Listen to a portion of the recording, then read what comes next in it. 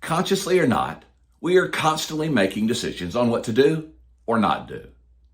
Hopefully, we're trying to be good stewards of the time that we've been given, and we recognize that we are here to do important things. But too often, we choose not to. In fact, there are 5 mistakes that many of us make that cause us to focus on the wrong things. And I'll go through those 5 items. Number 1, we use our time impulsively versus intentionally. I love the phrase being a good steward of our time because we only get 24 hours a day and a selected number of years in our life. So our job is to take care of the time that we've been given. The second mistake is we work on urgent things rather than important things. I love the statements by Stephen Covey to begin with the end in mind and put first things first. They help us remember that we're not just supposed to work on those tasks that are right in front of us, but on those things that have significance in the long term. The third mistake we make is we do nothing when we should be doing something. I think doing nothing is a choice, and we don't think about it that way. I remember when I wrote my first book called Steps: A Daily Journey to a Better Life.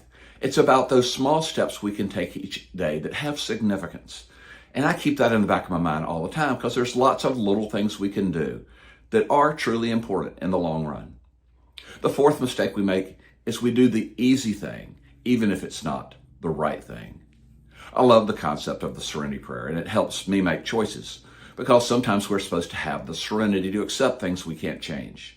Other times, we need the courage to change those things we can, and hopefully God helps us have the wisdom to know the difference. But sometimes we need to do hard things. And the fifth mistake we make is we work on something good rather than something great. Nothing wrong with working on good things, but we're also here on earth and given a sense of purpose and significance. We each have a calling in our life, and we've been designed and allowed a certain set of experiences that prepare us for that calling. So we're all meant to do things that are great. So the good news, though, is that there are 5 ways we can choose what's most important. And we're going to go through each of those 5 right now. 5 ways to choose what's most important. 1. Choose to use our time well versus wasting it. We are each given the same amount of time, 24 hours a day and 365 days each year.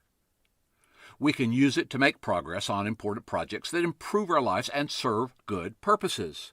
Or we can, choice by choice, day by day, waste one of our most valuable resources, time. The key is to decide that we will be intentional and dedicated about using our time well. Life is a journey we take one step at a time. Many times each day, whether we are conscious of it or not, we make a choice about what to do next.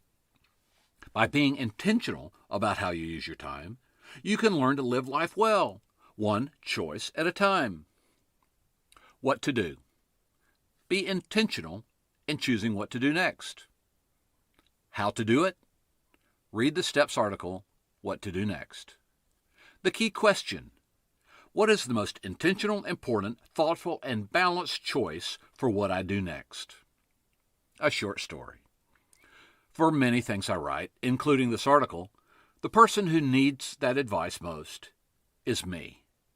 I procrastinate at times and find handy reasons, called excuses, to do something I feel like doing rather than what I ought to be doing.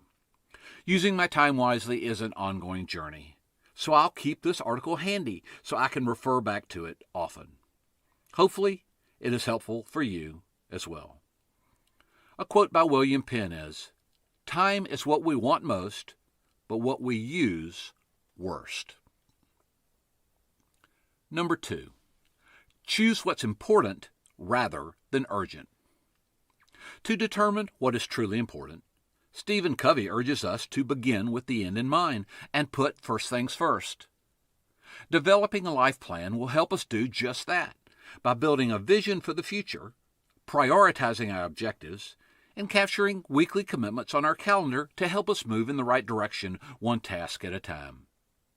With that insight, we can then feel more confident ignoring things that are urgent but not important. This is critical to understand because what we don't do is sometimes as important as what we do. What to do? Build a life plan and use it to schedule our time. How to do it? Read the STEPS article, How to Create a 1-Hour Life Plan. A key question. When I am on my deathbed, will I be satisfied with the choices I made? A story. I sometimes feel a need to control our financial future too tightly. Having a life planned helped us make decisions that would have been tougher otherwise, such as my wife left work to stay at home with the kids. We put our boys in a private Christian school. I limited my career choices by not moving. We give to our church. And I left the business world to found a ministry. Looking back, those are all things I'm very glad we did, but it took having the end in mind to make those choices. A quote by Stephen R. Covey. Most of us spend too much time on what is urgent and not enough time on what is important. Number 3, choose to do something meaningful each day. Doing nothing is a decision many of us make often, even when there is something we should be doing instead. We tend to live too randomly or impulsively, ruled by indecision or procrastination, or as a victim of our emotions and desires. Instead, we can live on purpose. We don't have to change the world, but we can do something each day that is meaningful. The 5 steps of surrender, transformation, empathy, progress, and service, which come from the book Steps, A Daily Journey to a Better Life, can serve as reminders of important things we ought to be doing each day. What to do? Use the 5 steps to guide our choices each day. How to do it? Read the STEPS article, How Will You Live Today? Key question. What steps should I take today along my life journey? A story.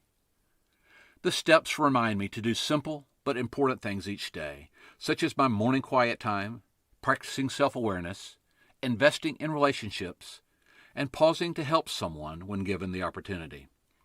Personally, I need the steps because I often do not feel like doing those things.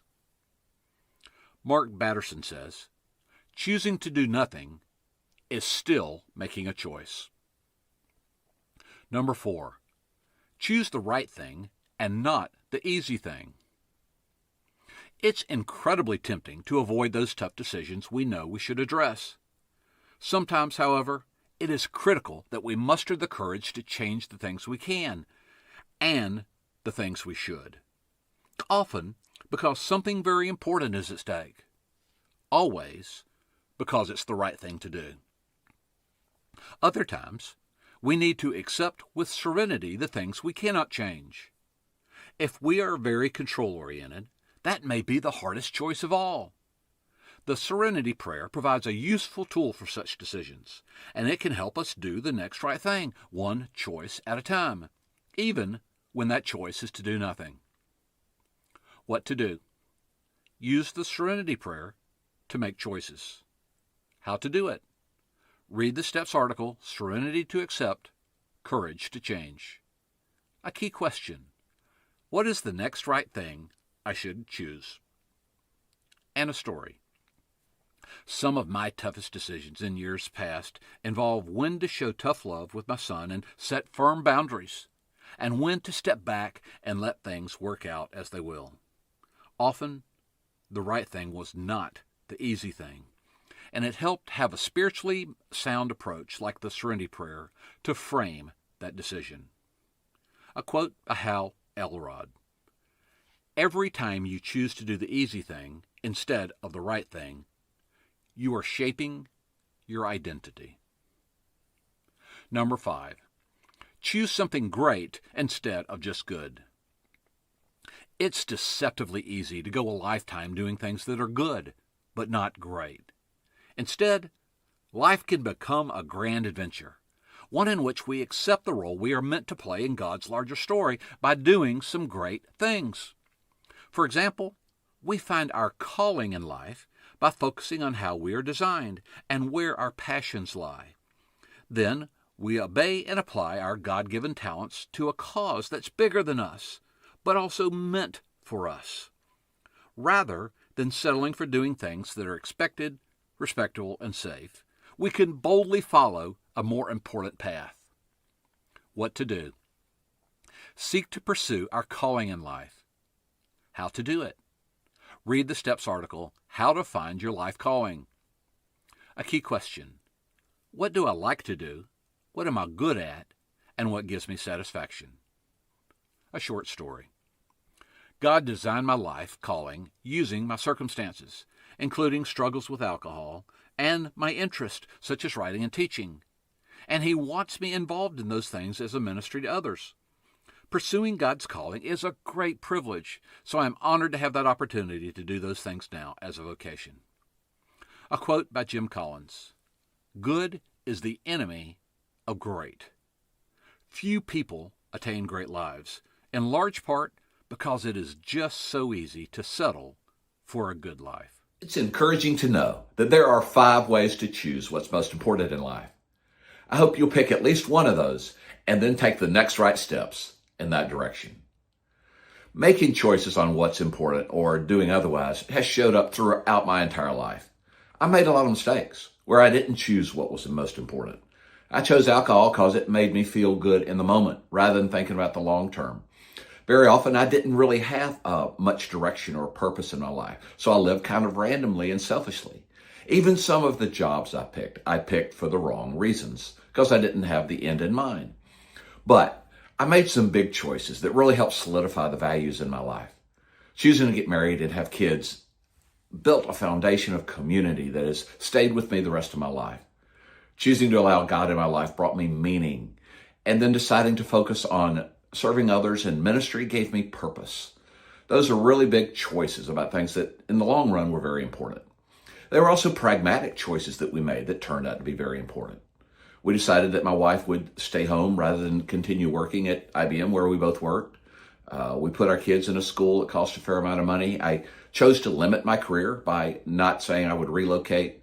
And then later, we left the business world to go to a nonprofit. So those were all important things that were kind of tough choices at the time. But by trying to keep these fundamental principles in place, we were able to make them, and we've never looked back. We've always been glad we made those choices. But life is also full of important things that may seem small at the time. Moments of relationship with our family and friends. Things which strike us at interruptions, but are really an important opportunity for us to be there for someone. Divine appointments or divine circumstances where we just find ourselves in a situation that it seems like we're supposed to be in. And even times when we choose to rest, recharge, and take care of ourselves. Those are all important things that we need to choose to do at times. So we often choose what is good, urgent, or easy rather than what is great, important, or right. And too often we decide to do nothing, or we waste our time rather than using it well. But life doesn't have to be that way. You will make many decisions today and this week on what to do or not do. The question is, will you choose some things that are important?